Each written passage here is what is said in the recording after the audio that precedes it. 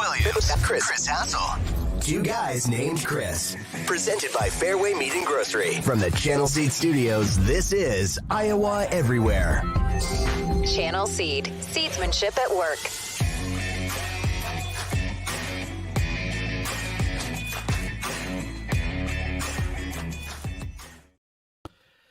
Good morning. Welcome to Two Guys Named Chris. We are here on Iowa Everywhere, presented by Fairway Meat and Grocery, inside of the Channel Seed Studios. My name is Chris Williams. I am joined, as always, by Chris Hassel, who's back in the state of Florida after a marvelous weekend in God's country, Ames, Iowa. How are you, my friend? We're back, baby. Yeah, that was a lot of fun. I had so much fun. I'm still worn out. Yeah. The people in the comments are already asking about pink eye. It reminds me of something that happened when I was back in Iowa with you. Williams, one of the first things he did, he took his glasses off.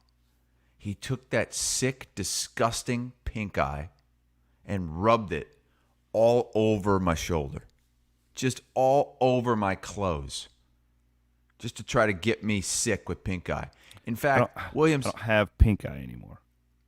Didn't you? You were still like taking these antibiotic drops. Yeah, Didn't you say that everybody that you know, basically everybody at your wife's work, everybody has it now? Yeah, this pink eyes is everywhere. Yeah. Did you know that it's like sometimes now? And I didn't have COVID. I actually tested myself. When you get COVID now, you get pink eye. When you get COVID, you get pink eye. Yeah, that's like a symptom of COVID now, like the new strain of COVID. Yeah, wild. How do those two things go hand in hand? I don't know. I'm not a doctor, not a scientist. My theory, though, because I know that you're a bit of a germaphobe, and I was thinking if I could get you exposed to the virus immediately, it would hyper inflate your immune system and just fight it off. My I did immune that system for has been you. shit this season. I've been sick for like almost half the season, it seems like. And I think it's from people like you that have kids. They're passing it on to me. It's just disgusting. And then you got you rubbing your pink eye on me. You were blowing that hand dryer on Welsh Avenue right in my face. What was the name of that place we were at? Yeah, so that was pretty good. That was a pretty good gag, wasn't it? No. Yeah, it was great. We're at Welch Avenue Station, which is probably my favorite bar, and it's everybody's favorite bar. There's Hassel with the iconic Brooke Burke photograph over the urinal. So we're the only ones in the bathroom at this. Well, actually, there was just one young college boy who he had no clue who we were. And he was in there, and basically, like, if I remember, I like kicked you and I pushed you into the corner of the bathroom. It's a small bathroom, and I saw this hand dryer and I pushed it, and then I started blowing the urine crystals right in Hassel's face. It was amazing. And these urine crystals, you know, the particles are just flying all over the air. Fecal Hassel's matter, in the corner. urine crystals. Ah! Well, I couldn't move because you had me pinned in the corner. In order to get out of the way, I would have to walk into the blow. Right into the urine crystal stream. And so I went and hid in that stall, which doesn't have a door. Yeah, imagine having to take a shit in that thing. Really got to go. But that's all they had was the blow dryers. They didn't have any. It didn't have any paper towels. Didn't have anything to wipe my hands on. There you go, wiping that pink eye again. No, Jesus, tears in you my just eyes can't 'cause I was shake that laughing. thing, can you? Williams was a broken down man after that Iowa State loss. By the way, saw him in his camper after he did the call-in show about 1 a.m, just broken down. Watched the Formula One race. That was kind of cool.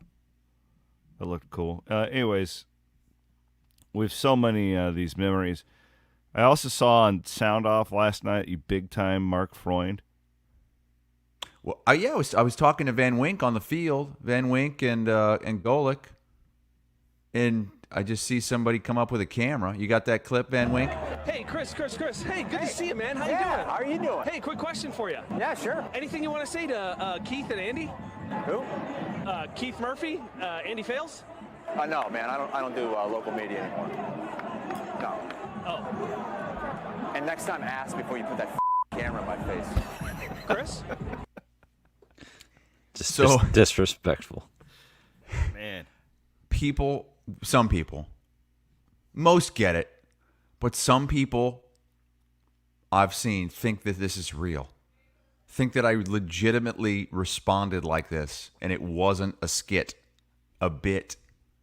And they're like, he's forgotten his root. Don't you know where you came from? What a D-bag. You got lots of love in Jack Trice, man. You got People a lot of love love. you and Jack Trice. It was fun. Yeah, it was fun walking around. I mean, I don't think I would have had that same reception 10 years ago, but it was great. Derek Hoodger showed us all the facilities there on Friday. That was cool. Walked us through all the great. I mean, most of the stuff that he showed me didn't even exist when I moved away. The last time I was there, 2011 was the last time I was there. I use the word unrecognizable probably for a guy like you. I was blown away by going in the new football facility and seeing all the stuff that the guys have in the locker rooms and then going up and seeing the views that are there. I mean, you can watch a game from inside there. It's pretty cool. And then got to visit with TJ in his office as he was trying to scout Grambling. And we were like, did dude, a pretty good job of scouting Grambling. It's Grambling. You don't need to watch Grambling, okay? You're going to be fine. Well, whatever they did worked. What was the final score? I saw it was like 50-12 at halftime, something like that. It was like 87-32 or something like that. Well, we got in the 90s. It was like 92-37. One of the most predictable things about my trip back was that Walters and Bloom just totally ghosted me. Really? Totally ghosted me. Didn't see either one of them. All I got was a bunch of messages about that freaking bench that they claimed to sell. No way. I invited Walters to your RV. No. He said it was too late. It was really disappointing. So I'm sorry. I never even got to see these benches. Like, where was Bloom in relation to your RV? I'm not kidding. Bloom is a 2-minute walk, or not even that, like a minute walk from my RV, and he doesn't even come over and say hi to you. Swear to God. He stayed there on Saturday night. He could have come and he was there? hung out with us. Yeah, he was there. I wonder if he's trying to avoid me. I think he's mad at you. There's no way these people actually bought that bench. Like, here's the deal. Bloom's texting this guy, I'll give you the bench, but can we just act like you paid for it? Well, we heard a story from someone who hoodwinked Bloom. And he was telling us that he went up to Bloom and he was like, hey, man, I want one of those benches. And Bloom laughed. He's like, yeah, right, He's like, no, seriously. I want to buy one of those benches. How much? And he goes, oh, anything. I'll give it to you. And he's like, oh, no, I'm just screwing with you. I don't want one of those Ronald McDonald things. Maybe some breaking news. Looks like somebody drove off with them in the back of a truck. Well, that's what was claimed, yeah. But, again, are we buying it?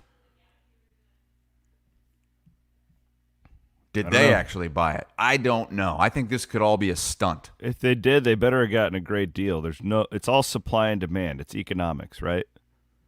We also ran into some people, Williams, at Channel Seed. Yeah. And they're like, you know what? I think I would get one of those if it wasn't those ridiculous colors. That was Dustin, the placenta farmer. Oh yeah, Dustin Placenta. Yeah, placenta. There he guy. is right in the middle there. Yep, he's wearing the the picture. logo. My Spreading his highlight of the seed. whole day, I thought it was funnier than shit, was Van Winkle walking around with this whiteboard. Yeah, that was great. Van Winkle just showed up to the tailgate with this blank whiteboard that he just kept writing different stuff on. Statty Van Winks. He was Spread like your he was a seed. mute, and that was the only way he could communicate. How did Statty Van Winks do on the Learfield broadcast, Hassel? Outside of the one time he told me it was a 40-yard play and it was actually a 30-yard play, he was great. Good. Honestly, he was great. He was really helpful spotting. I mean, because we're up there, we didn't have a monitor, so that's one thing hard. I don't think some people understand with radio calls. Mm-hmm. Most of the time you do have a monitor, but we were in a spot where we just didn't have one, so we were relying on everything we saw was with our own eyes or the scoreboard. Mm-hmm. And so there were a couple times where, especially with those Iowa State numbers, deciphering a 5 from a 6 from an 8, with the way that those numbers are on their jerseys, it's a little bit difficult. So he helped me out a few times. He saved me a few times. The crew loved him. We had a great time. It was awesome. I'm so glad that Statty's going to get called up again. Well, yeah, our boss Tom, who's one of the VPs there at Learfield, he's like, yeah, he can come with you every game next year if he pays his own way. I told him take it out of the Iowa Everywhere budget. So what we do is we usually, the school either provides somebody wherever we're at, or if we know somebody in the area, they can come by and do it. That's great too. But they're not going to travel for a radio show. They're not going to spend money to travel somebody year round. But if there was one, I could pick. It'd be Van Wink. He did a great job. Thanks. It was fun.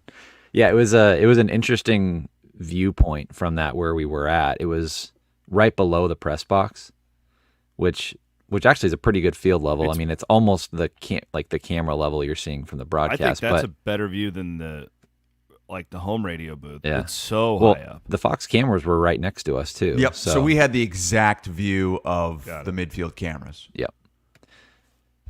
I sat by Brett Yormark in the first half. Yeah. Did you learn anything? Schmoozed with Any the commish. scoops? Did you tell him you can't wait to get down to Mexico City? We talked about the new WWE deal a little bit. Oh, really? No. I wasn't trying to bamboozle him from information. He's interesting to talk to, man. That guy is so. If you could draw up a human being that's the most opposite of me, it would be Brett Yormark. He's like New York, he's always got these tight-fitting suits on. Like he's fascinating though. I always talk to him about the rap world. I think every time he probably sees me, there's people in your life where you see him and you try and walk the other way. That's probably me and Brett Yormark. He's like, oh, this is the guy that's always talking to me about streaming packages and Jay-Z. He's a good guy. Good guy. So I heard that go ahead. Yormark took Aiden's seat. Yeah. Aiden got bumped because he was down with did. us right before the game, and he's like, yeah, I've got nowhere to sit. Oh, yeah, why not? Well, Yormark took my seat. Aiden always sits right next to me in this one spot, and it said Big 12 Conference next to it. And Aiden starts to put his stuff down there pregame about an hour before, and I'm like, Aiden, that's taken today. He's like, what do you mean? There's no one here. I go, it says Big 12 Conference. I go, I can't imagine they're just going to sign this and then nobody's going to show up. I go, the commissioner's here. It might be him. He's, no. I go down there to that open seat. About 10 minutes later, here comes Brett Yormark plopping down right by me. I love how Aiden was just going to sit there anyway. Just going to steal the commissioner's seat. Aiden was like taking it as like a badge of honor if the commissioner bumped him out. Oh, okay. Well, that's good. That's how you got to look at it. Really good game. We'll get to Iowa, all you Iowa fans, I promise. the Cyclones just couldn't make enough plays, man. Texas is better than them, and we knew that going into it, but there were just opportunities that Iowa State had to change the game, and they just always fell a little bit short. Felt like Texas was just so dominant up front, specifically on the defensive side of the football. Oh, my God. They couldn't. I mean, Iowa State kept trying to run into a wall. It was impossible. They could not get anything going on the ground. Nothing at all. I mean, I remember there was one time, I think in the second half, Abu Sama went for 4 yards, and it seemed like he broke one free. Yeah.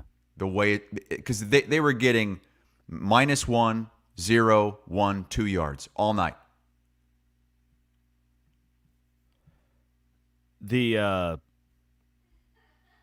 the thing that stood out to me, first of all, was those 2 Texas defensive tackles are phenomenal. Oh my God. Those are both first-round NFL draft pick types. But then Iowa State was really able to move the football through the air, right? I mean, they averaged more yards per play, Iowa State did, than anybody has against Texas all year. But, Chris, when you add up you have a missed field goal, which I kind of think Matt probably should have gone for it there, but hindsight, whatever. You had that blocked PAT that gets returned for the 2-point conversion. You had a dropped interception. And then you had a couple of reviews that went against Iowa State, which I think were right. I think that they were the correct calls. Yes. But they were in like really rigid spots where if it doesn't go that Iowa State could really, make a move. But they never could. Once they could get the crowd into it, then something bad happened, like the PAT. Like I felt that game was kind of changing there in the third quarter, late in the third quarter, and then that PAT, man, just changed it all. It did, and the rest of the game was altered just because of that. So that's a 3-point swing right there, and then Texas goes for 2 because of that. They get another point, so it was really a 4-point swing. Yeah. On that blocked PAT that was returned. And what that ended up doing is making this a 2-possession game before it should have been. Iowa State, they lose by 10? It should have been a 6-point game. I mean, it should have been a tight game throughout. That changed everything. But let's not forget, even after that blocked PAT, the defense came up with a huge stop. Yep. Offense got the ball back at the 37-yard line. And on the very first play of that drive, down 6, late third quarter, Beck just makes a rare mistake. He was just a little bit late. And that little Texas bit late. D-back made a hell of a play. Great play to undercut that. Yeah. I thought Brock Hewer did a great job explaining it on the TV broadcast. He wasn't looking at the open receiver at the time he was supposed to throw it. By the time he got to him and looked at him, thought that he was open. It was just a little bit too late. The arm strength wasn't quite there, and Texas got that and then marched right down the field, and it was pretty much game over. I mean, yeah, you had that 4th and inches. Great play call for Iowa State on the pop pass to get it back within 7, but just little things that honestly, Texas fan, I'm thinking we should have won that game by a lot more. When you think of the fumble inside the 10-yard line. Penalties. The 2 penalties that took away 2 touchdowns in the first half. And then in the second half, I lost my train of thought, but there was another play in the second half where I thought Texas really could have run away with this game. Where Jeremiah Cooper forced that fumble. I mean, that was in the first part of the game, yeah. That was in the first half with Xavier Worthy on that end around inside the 10-yard line. I mean, it really could have been. Texas could have been up by a lot at halftime. Iowa State held Texas to their fewest first half point total of the season, their fewest total game point total of the season. That's the first time, I believe, all season they've been held under 30. And then Malik Verdon went out, and he's probably out for a while. So that Iowa State's defense was leaking at the end of that game. That's why I was getting frustrated with the amount of runs in the second half, because it was I didn't think Iowa State's defense could do much once he went out of the game. But nonetheless, after the Kansas game a few weeks ago, I felt like Iowa State didn't play very well, right? I was just like, man, like you'd like to have that one back and just see how it goes. I just, they got beat by a better team. They did. Really... There's no question. We all knew Texas was the better team going in, the better players. That doesn't always mean that they're going to win, but there's just things that Iowa State needed to do that they couldn't. Like the special teams was bad, okay? Bad. Mm-hmm. 3 different punt returns were screwed up. You had the muffed punt, which Iowa State got back on. Thank God. You also had an up man getting hit by a punt that they got back on right before the interception. And then, inexcusably, you let field position totally flip by letting a punt drop. Noel let a punt drop 5 yards in front of him, and the ball bounced 20 yards down to the 10. Yeah. Huge. Everything. And then, obviously, the blocked PAT. I give Steve Sarkisian a lot of credit, too. He talked about the five-star culture, the famous Brees Hall quote after that game, and some, very sensitive fans were taking it as like shots at Iowa State. I didn't take it that way at all. I took it as Sarkisian was, good leaders. You take stuff like that and you improve with it. You let it fuel you. And he basically said after the game, Chris, when we lost here 2 years ago, our culture was terrible.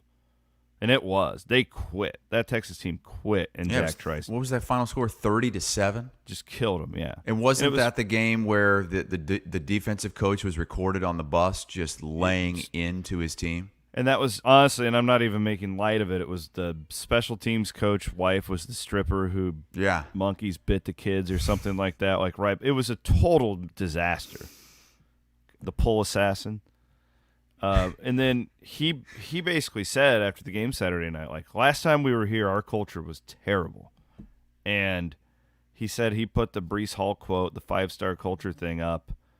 He hung it up, and he's like, now we have 5-star players, and he believes that they have a 5-star culture. And I give him a lot of credit for it. That's what you're supposed to do. That's what sports are all about.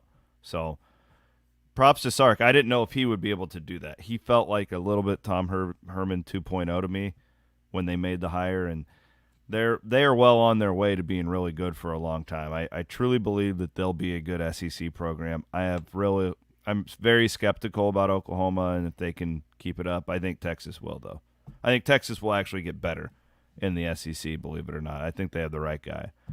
Let's go to Iowa, and then we'll do a little more at the end about some of Hassel's trip, some of the places that I took him.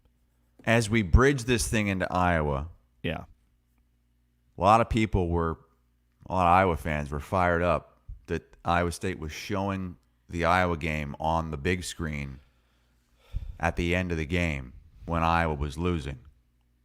So tweeted out a picture of that. Why would that fire them up? Because in their minds, it's, they're showing the game on the big screen before their game so they can watch and cheer against Iowa, and they had it up while they were losing. And then Iowa, of course, comes back and wins. Now, I'm guessing this is something that Iowa State does all the time. They do it all the time. So. And I've noticed every state into about an hour to 2 hours before the game, before all the advertisements start and all that stuff, they usually do show games of note on the Jumbotron. I don't know if they do it at Kinnick, but most of the places I go, they do that. And I will say, I think after Iowa took that lead late in the game, I don't know if they put it back on the Jumbotron. They started flipping over to the what was it, the Oklahoma State game against Houston? Yeah, and they also had on Texas Tech UCF for a while because that was a really close game. But it got some people fired up, Williams. Shocking. I'm not surprised. Then Hassel's, they do that all the time. Hassel's in the booth cheering at Iowa fans in the Jack Trice stands too, calling them out. Yeah. There was a guy right in front of us wearing a Hawkeye hat. What do you think about that? The Hawks take care of Illinois in dramatic fashion. Brian Ferentz, very emotional. His last game coordinating the offense in Kinnick Stadium. Really wild, just if you look back at how this season has played out for Iowa, the firing, the fact that they are indeed, worst case, going to be 9-3. They will be in the top 15 of the college football playoff rankings this year, or this week.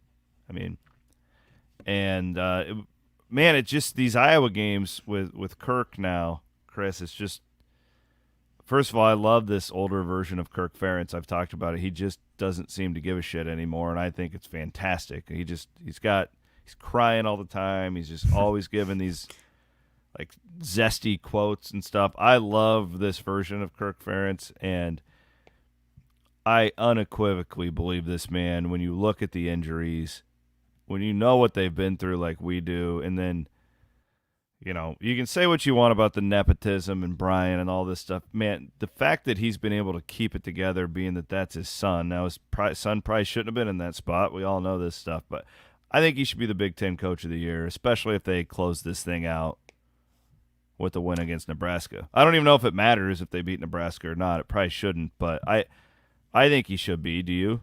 A lot of Iowa fans do believe that he should be. I think the job he has done is incredible. Keeping that team and program together in the midst of all of that turmoil. And it's been all season. It wasn't just, since the firing of Brian Ferentz. I mean, this was a mess going into the season. Hell, it started when Gary Barta made that contract. Yes. I don't know if I'd make the jump all the way to Big Ten Coach of the Year. I know we're getting some comments about, the Northwestern coach who earned the full-time job, Braun. And then, of course, it can't be Jim Harbaugh, obviously. That'd be funny, though. I think there's an argument to be made for Ryan Day if Ohio State beats Michigan this year, but you feel like you can go there at any point, like in any season. You can go with a coach of Ohio State or Michigan. I absolutely think Kirk Ferentz should be strongly considered for Big Ten Coach of the Year because of what he's done. I have a hard time getting past the schedule, the teams that they're playing. That's why I wouldn't give it to the Northwestern guy. So they yes, both because it's the same thing. Yeah, because it's they the both same had thing. shit schedules, And Iowa beat them. Exactly, and Iowa won the league. I know that Braun had a brutal situation, but what are they? What's their record? Like Iowa's going to win 10 games. There's a huge difference. Yeah. Well, maybe they're at least going to be 9-3. What are Iowa's best 2 wins this season? Probably at Iowa State would be one of them, wouldn't it?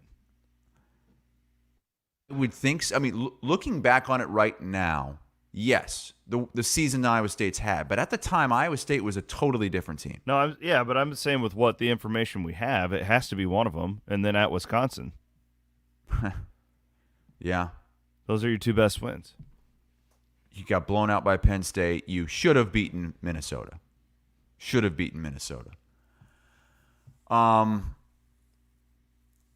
Yeah, I think given all the information, given that you can't give it to Harbaugh, that Ryan Day starts every season 11-0, and he's at Ohio State, probably Kirk Ferentz probably is Just the Big Ten Coach of the Year. For comp, pull up Northwestern's wins real quick, Matt. I just I understand this guy had like this challenging situation, and I have respect. What he's gonna go 6-5 or he's 6-6? No way. You cannot get to this guy. They've got a win against Maryland. Iowa didn't play Maryland. He also has a win at Wisconsin. This team they won 1 game last year. Yeah, I know, but I mean, look at that. Well, but it's the same thing with Iowa. Iowa didn't beat anybody either. Iowa's winning though. Like they're yeah.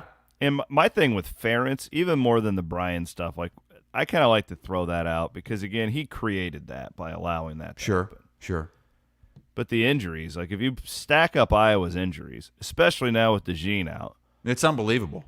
yeah, like that to me is why he deserves it. Right. Much, much more so than, they had to fire his son. Like, whatever on that. And Like, let's be honest, they've done a pretty good job with Deacon Hill, who's gotten better the last couple of games. And Yeah, when he he needed has. to put together a drive, when he needed to make some throws, he did. he's serviceable. Man, I was looking at some bowl projections last night.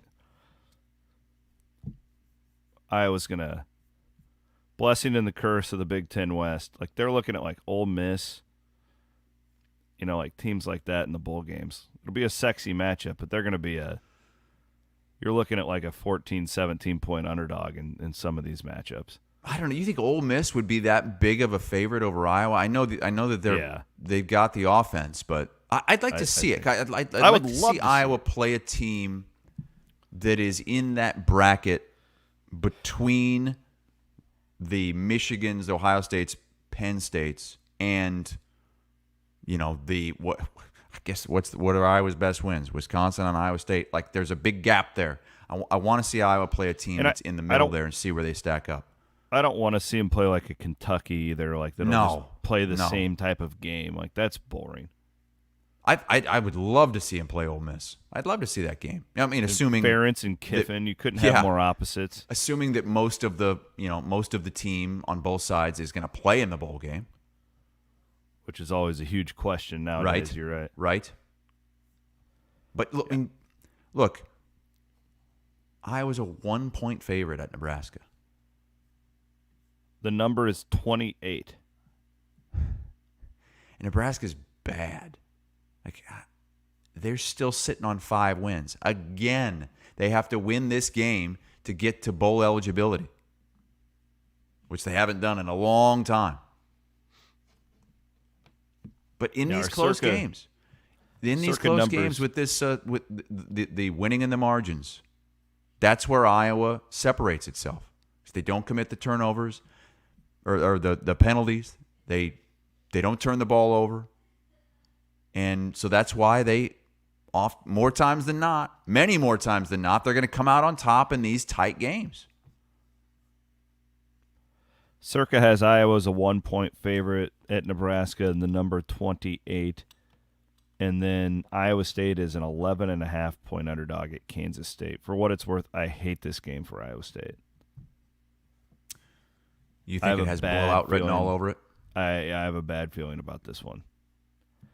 So another thing, Malik Verdon's probably out, and you need secondary support in that defense to stop the run. That's what Kansas State does well. But man, you've seen Texas up close twice. They're so physical.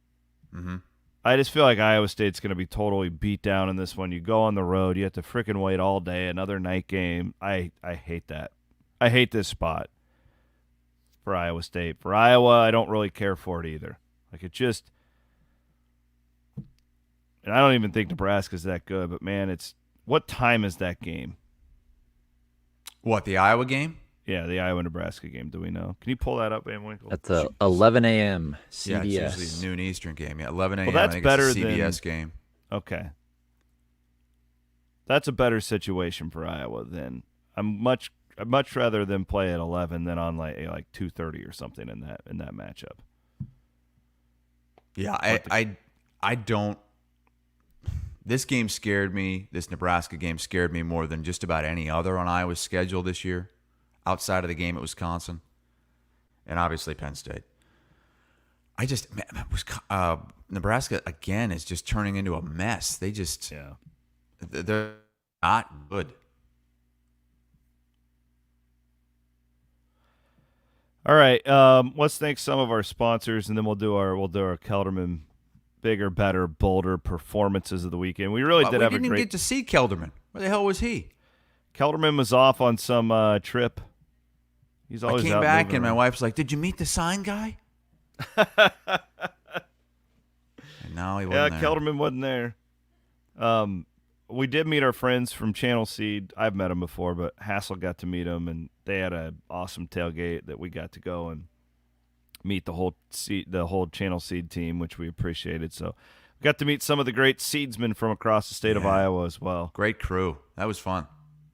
I also wanted to give everybody a heads up. If you go to iowaeverywhere.com, we're giving away ticket packages to see the Country Act Old Dominion, which I believe is on December 7th. And also Disney on Ice. And this is a big deal to those of you who have children.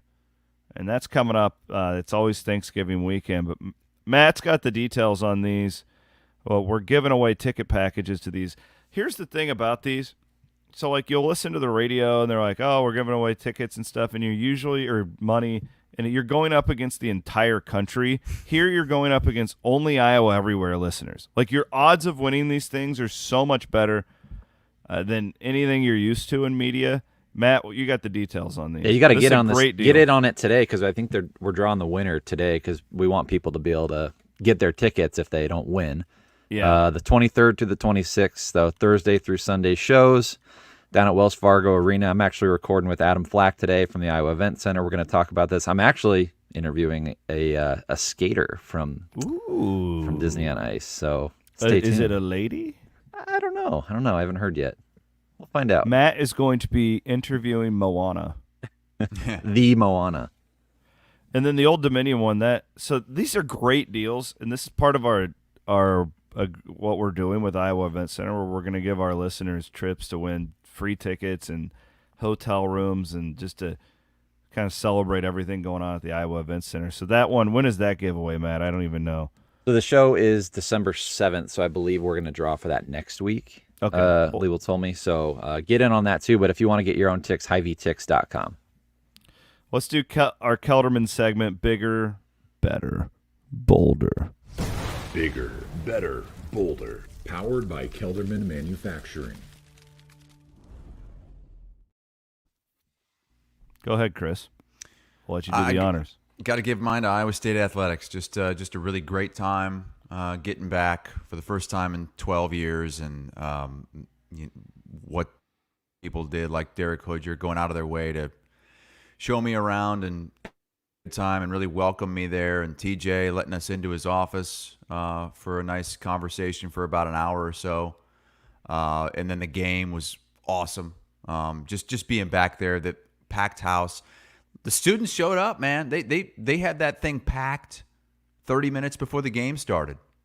You know, Van Wink was worried about it. He was in there pacing. Like, I don't know. I don't think they're gonna show. They announced it as an official sellout, so third sellout of the year. Wow. Pretty Yeah, cool I think for November. I asked about that. I think the only area that there weren't people in was Texas tickets, That upper corner upper behind Hassel's deck. head there. Yeah. which I can't blame them. I mean, Sure. it's cold.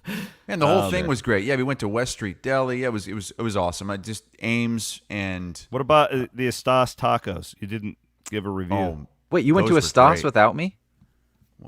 Yeah. was yeah, this? this was on Oh, Friday this was night. Friday night. I think you were breastfeeding your kid again. Yeah. We went there. I thought we were done. It was spur of the moment. Like, let's go get some tacos. Well, that was Cooper. Cooper is Coop. so one of my best friends from college, and he's obsessed with the Estas tacos. I was surprised how good they were. Oh, Great Fantastic. tacos. Matt is asking if we went. Matt Sampson's asking if we went to Thumbs. We did. For one, Williams had to show me. Elite. Thumbs reminds me of like just a Muscatine dive bar. Everybody's in there drinking Busch Lights. we ended up having to scout out. So we went to Welch Avenue Station, and we were just gonna have a chill night. We were leaving TJ's office, and we were gonna go back to the camper and just watch. Honestly, I wanted to watch the 5A championship game, and then we wanted to watch Colorado. So we're like, we're gonna get a pizza to go. We're gonna have one at Welch Avenue Station, and then one turned into like 6, and it was like, oh, the problem was yes, the first beer we ordered. I wanted like an Oktoberfest or a pumpkin beer, because that's like, you don't get down here in Florida. You don't feel like drinking a fall beer when it's 85 degrees out. yeah. So you're like, oh yeah, there's this there's this pumpkin beer on tap. Let's get that. We get it, and it's like a pumpkin imperial triple. It was like a 12.5 alcohol, and we had a pint of it. We were just buzzed immediately. Immediately, it's like drinking a big glass of whiskey. It was great, but So I call intern Aiden because I'm not driving at this point. We have the Cyclone Fanatic truck there. Intern Aiden's in Minneapolis, so we had to scout out these frat boys. These frat boys were driving me and Hassel around. At this point, we're like, all right, well, we're going all in. So we went to Thumbs, and then these frat boys take us back to the camper. They went and got us a case of Busch Light and picked up Golic at his hotel room. Because our hotel was like 15 minutes away from you guys were at, from where the stadium. Went and got Golic. He came over, hung out with us. And, God, but I feel bad for Van Wink right now. He's got secondhand.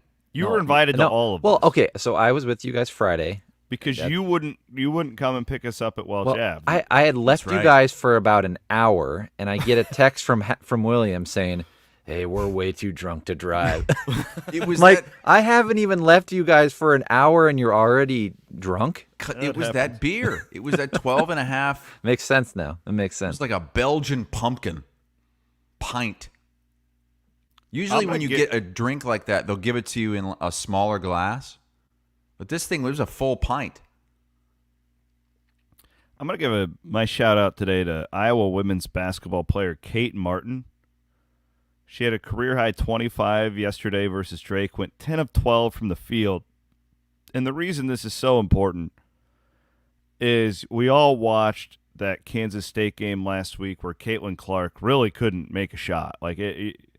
Very rarely does Caitlin have games like that. And it was just a dump of cold water over her.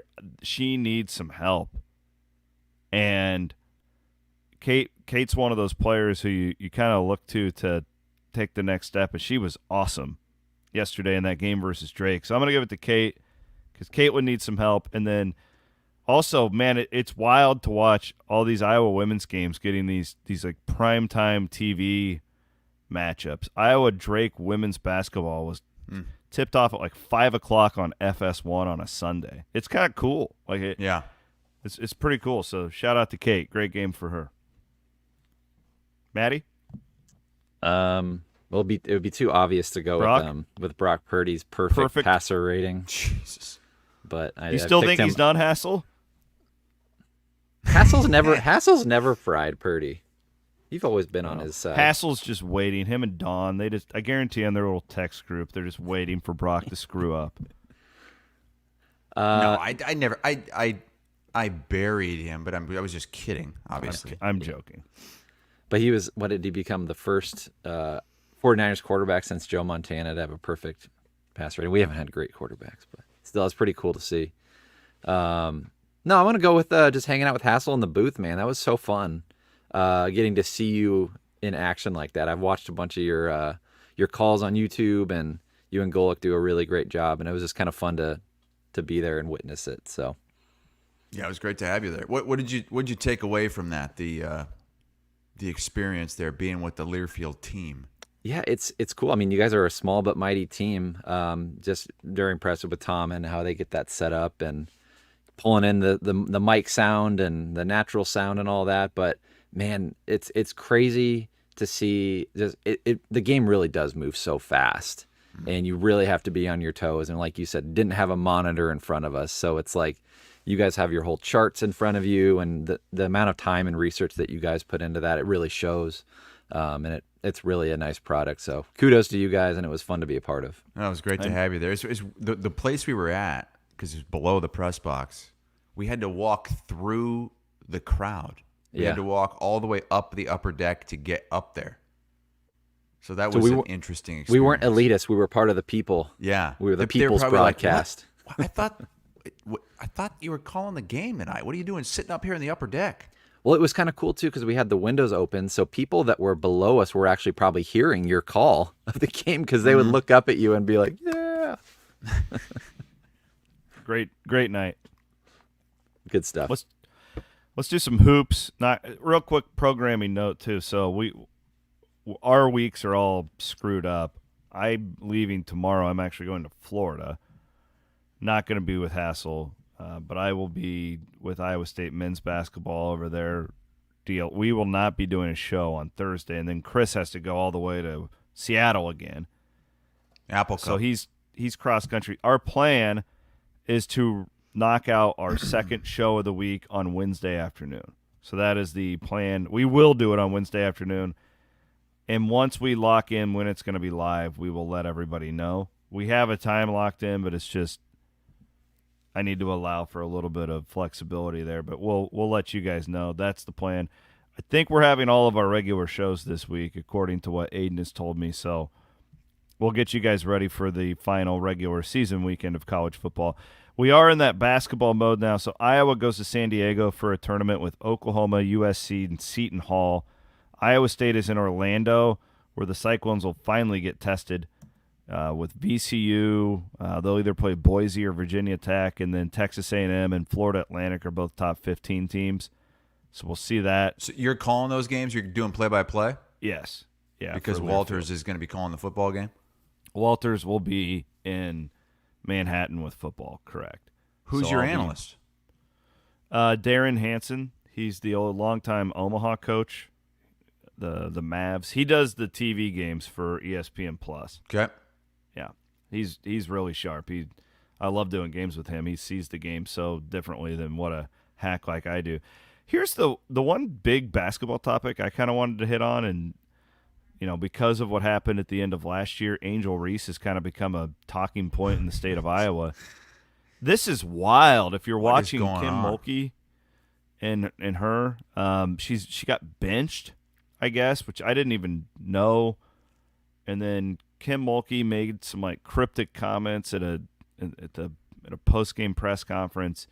We have Angel Reese tweeting about it. What is your take on all of this? When you had Angel Reese's mom getting into it with one of her teammates' moms. What's her name? Flo J, the rapper. I didn't see that. Yes, and this other player's mom said something about how Angel Reese doesn't have a 2.0 GPA. It's a mess, man. I think we're going to see more of it. It's going to be more of the NBA stuff that goes on because these players they're getting so famous. They're getting so much money that a lot of them are going to get, a sense of entitlement that I don't need to do it. Why do I need to? I'm not saying Angel's doing this, but why do I need to go to school? Do you follow her on Instagram though? All summer long, it's just she's at one thing after another, and yeah, and not you know whatever. What? If you that's part of it now. She became a superstar, celebrity, more even. If you compare her to Caitlin, and it's different circles. Yeah, Caitlin is known for being the basketball player, and Angel won, and she's incredible, and she's going to be a top 5 pick in the WNBA draft. But she's kind of more of a celebrity. Mm-hmm. That's how I view it, at least. And I'm just going off of what I see in front of me. Right. She's really leaned into that. She wants to be that. She's at Fashion Week and, doing all – you're right at the NBA comparison. Instagram, I mean, it's similar. He's front row at WWE, and where Caitlin was more of I felt like she was just more into the basketball stuff. And I hope Reese can bounce back and get back into – because it's really good for women's basketball to have that deal. This sucks. We don't want her to not be playing. That's not good for anybody. No. I'd love to, they lost their first game of the season. I just think that we're going to get a lot more of this, Williams. I think this is in women's basketball, in college men's basketball as well. Now that we have the NIL faction and these players being able to maybe they make decisions that they wouldn't have made before because they wouldn't have had these opportunities, and they become more famous and they get to do things for more money, and all of a sudden some of the other stuff just doesn't seem very important to them. Well, you still have a team. You still have a head coach who has the final say in all this, and you still have academic standards that you need to keep up. So I think that this is the beginning of more of this in college athletics. I actually think, too, am I wrong that there's actually more potential for this mega star power in the women's game than there is the men's? No, we're seeing it right now. Yeah. You're not wrong, because in the men's game, you're going right to the NBA. Yeah. In the women's game, these players have shown that they want to stay a little bit longer, and they have to. I mean, like Caitlin Clark, maybe she comes back next year, but she had to stay because you can't just go one and done in women's basketball. They won't allow it. It's more like college football. Kim Mulkey is an absolute dandy. This clip from her post-game this week went viral. I ain't a sissy. I don't have allergies. I got some kind of cold. It might be COVID, but I ain't tested. No, it's sinus. I don't know what you call it. Allergies, flu. I don't know. So if y'all get the flu, blame me during Thanksgiving, right? I ain't a sissy. I ain't testing. God. She is in the know. But, I mean, she's a star. Like, she is. Yeah. Is she the biggest star college coach right now in basketball? Because Gino's not anymore. Yeah, you've had all these. Absolutely. You've had all these men's coaches retire. You know, the Krzyzewskis of the world, the Roy Williams of the world. I just think the men's game, too, is so rigid now because it's gotten so old.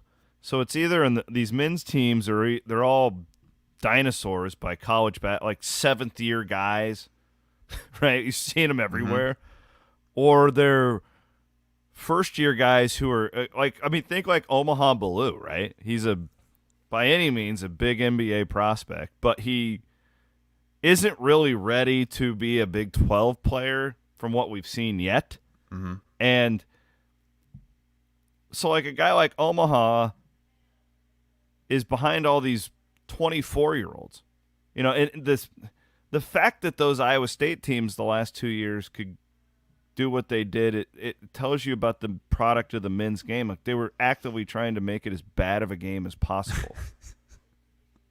For real, like. And then you have the women's game where now they're they're evolving and they're shooting like the Caitlin Clark effect, and it's just fun. And I think the women's players are more valuable influencers too. I just think that they are based on the world that we live in. Like there's not many famous college basketball players in the men's game anymore if you think about it. There's just not. Agree. Yeah, and I don't think there's going to be. By the way, Caleb makes a good point. Mulkey, it's not COVID unless you also have pink eye. We'll know if she has COVID if she gets pink eye, because that's apparently, according to you, what happens next. Van Wink says that Caitlin Clark's on the Manning cast tonight. Nice. I don't watch the Manning cast. Do you? No. And I'm going to be honest with you. I don't even watch Monday Night Football. I am so footballed out by Monday. Stop it. I am. Chiefs, Eagles, come on, man. I watch every Thursday night game. You know, then I watch as many games as I can on Saturday, and I call a game on Saturday, and then I watch the Red Zone and watch all the games Sunday. By Monday night, I'm pretty much done. Now, this week's a little bit different. I mean, it's a Super Bowl rematch. It's not, Bears, Lions. It's a Super Bowl rematch. I'll dabble. I'll go in and out. I'm not going to watch the Manning cast. Matt, can we pull the audio of Kim Mulkey going, I ain't a sissy? And whenever Hassel starts to just be a little What? You're upset because I don't watch Monday Night Football? No, I was just thinking out loud. That could be a really good soundbite. Hassel starts to complain about something like just elitist, and then I ain't a sissy. I'm on. I ain't no sissy. What was Some what did I sinus or complain something. about today? Other than It you may be blowing COVID, that? but I ain't getting tested. I mean, what if you rubbed your pink eye on Kim Mulkey's blazer? What would she do? Would she That's a just say, I terrifying ain't no thought. sissy? I don't hold it against me. I like Kim Mulkey. Like she's entertained. She's great for the game. She's great Yeah. for sports. She entertains me. That's what I'm looking for out of this. I'm not trying to marry her. She entertains me. That same with Sarkisian the other Did you night. say Like, I'm not trying to marry her? Point being, I'm not trying to be Steve Sarkisian's best friend. I want him to entertain me. That's a great quote. Yeah, she's a good heel, says Beth Gets It Done. Good name. I'm telling you, though, guys, this pink eye thing is just the worst. I mean, I'm over it now, but y'all are making fun of me. It is freaking brutal. Well, don't go playing in shit piles and you'll be fine. I don't play in shit piles, Chris. Real quick, Iowa and Iowa State both, I found this interesting, both have basketball games on Thanksgiving Day. And I have a little bit of a pet peeve with the NFL. Oh? Why do they have to invade Black Friday? Yeah. It pisses me off, man. Because they know they put a game there, it's going to get a great rating. I know, man, but it just they've ruined Thursday night football for the college game. We used to always have great games on Thursday night. You're right about that. And that's the problem. Like it's one thing if the NFL was just adding a game on a Thursday or a Friday and everything else stays the same, but that's not the case. They go and they take over. Nori's just going crazy. Must have somebody at the door. It scares everybody else away. So now Thursday night football, instead of having a marquee matchup, which is what we used to have. I mean, there used to be what? It used to be like the Fowler Herb Street crew would be on Thursday night football. Do you remember that? Yeah, I mean, back in the day, Mike Tirico called the Thursday night game. It was usually a pretty good matchup. Now it's like Duke, Virginia. It's a lot of it's American conference games. Yeah, I was gonna say that when we get the ACC, it's like an upset almost. Mm-hmm. Yeah, most of the start of the season is American conference games, AAC, and I hope that doesn't happen with Black Friday. Like, is college going to get scared of that too? That's the networks that would get scared. Is Jesus? What is going on out there? Maybe they're delivering an Amish bench. Can you imagine? What if it's the bench that they claim they sold and it was actually just being sent here? But wouldn't that suck though? If all of a sudden these networks like, well, we're gonna need to stay out of the way of the NFL, so no more Iowa, Nebraska on Black Friday. No more Egg Bowl. Egg Bowl, I think this year is on. I think it's on Thanksgiving. That's a lot of times that's like a standalone Thanksgiving college it's not game. the same without Leach. Yeah. That Leach Kiffin deal was so much fun. What's going on out there? Who's out there? Who's out there? Oh, what? I can't hear my wife, but she said something about they just I think she delivered said, "I ain't a a table." sissy." I think Kim Mulkey showed up at your door. Hey, I ain't a sissy. I am in the know, and I ain't no sissy. I like Kim Mulkey. She's a good time. No, I'm not gonna. I'm not looking to marry her or anything. Why did you have to point that out? Well, because honestly, I shouldn't have said that. I shouldn't have said it that way. But I was thinking, like, with these, the way we look at sports figures, like, I'm not trying to be these people's like best friend. You know what I mean? Like, I just want them to entertain me, and she's entertaining to me. You don't have to like her.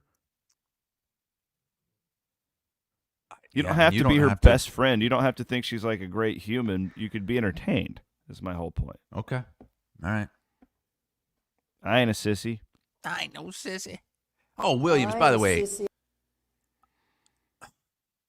So we're still doing our millions, or circa millions. Mm-hmm. Pretty good. We usually have winning weeks. Last week, I think we were 4-1. So you asked me for my leans this week. I sent them to you.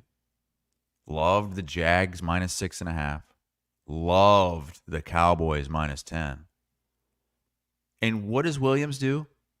Totally ignores my Jags pick. And then goes the opposite way without even consulting me. Picks the Panthers. Picks the Panthers +10. I like ugly home underdogs. That's what I like to bet. Oh, yeah, that worked out for you, didn't it? And us. I can't believe you did that. We still went 3-2 with a couple other of my picks. Should have been another 4-1 week. Calm down. And my other one last night was an absolute brutal beat because I really thought the Vikings would cool off. So we took Denver at 2.5. And it was also like an emotional type hedge too because it's like I win either way. Mm-hmm. The worst freaking scenario possible, Denver wins by 1. So my team lost and I lost the bet. Oh, the brutal. Worst. That Minnesota was the better team. Yes, pretty much that entire they led game. the whole game. They blew it. Freaking bad fumble, just frustrating stuff. All right, well, we appreciate everybody watching. We appreciate everybody listening. Please give us a good rating. We will, again, so keep an eye on us on social media at Iowa Everywhere. Wherever you're on social media. We'll let you know about Wednesday's show, but we're planning on recording like middle to late afternoon on Wednesday, so you guys will have some content leading into the weekend. That is the plan. Everything else like normal here on Iowa Everywhere. So you're going to be recording from your hotel room in Orlando. Yes. I'm probably going to be recording from work at HQ. Okay, and then you leave on Friday to go to the Apple Cup? Yeah, and it's not the last one. Did you see they renewed it for at least another several years, which was pretty cool. Surprising. I'm good for Washington for doing that. Yeah. I hope that more programs follow. Absolutely. Because Bedlam's over. Bedlam's done. Oklahoma's not going to play Oklahoma State anymore. But it should be a good. I'm looking forward to getting out there again. Obviously, I love that scene. But Washington can clinch a perfect season, stay in the playoff race. Michael Penix is top 3 Heisman odds right now, so he has another opportunity. And Washington State just came off a blowout win against Coach Prime in Colorado. They need to win this game to get bowl eligible. So should be fun way to close out the season. Van Wink, you want to meet me out in Seattle? I'm in. You going to pay for it? Nope. No. Okay. I don't know if Van Winkle can handle it. I think he's tired after the weekend. Yeah. I can see it. Those long nights. Yeah, Ben, you got back to the RV, Williams, after your show, and Van Wink was like, I'm going to leave. I'm going to go home. My wife needs me. Taking care of 2 kids. What do you mean your wife needs you? She's asleep. It's 1 a.m. What does she need you for? She was asleep. But the baby woke up like an hour after I got back, so then I have to take care of a baby. So I got like 2 hours of sleep. Man, you guys and your kids. I don't know how you do it. Oh, there's the baby. I got to go. Was that real? No. That was his thing that he puts on when you start bitching. I ain't a sissy. All right. Get out of here. Everybody get to work. Go to work. It's a good short week. Short week? Well, except week. For everybody but us, I guess. Yeah, it's one of the longest weeks of the year for me. And then we have Iowa State wrestling on Friday. Or on Saturday. Oh, I didn't even Sunday. get to mention I met your That's dad. On Sunday. Oh, God. Yeah. We'll have to do that on Wednesday. Talk on Wednesday. Appreciate everybody. You guys are the best.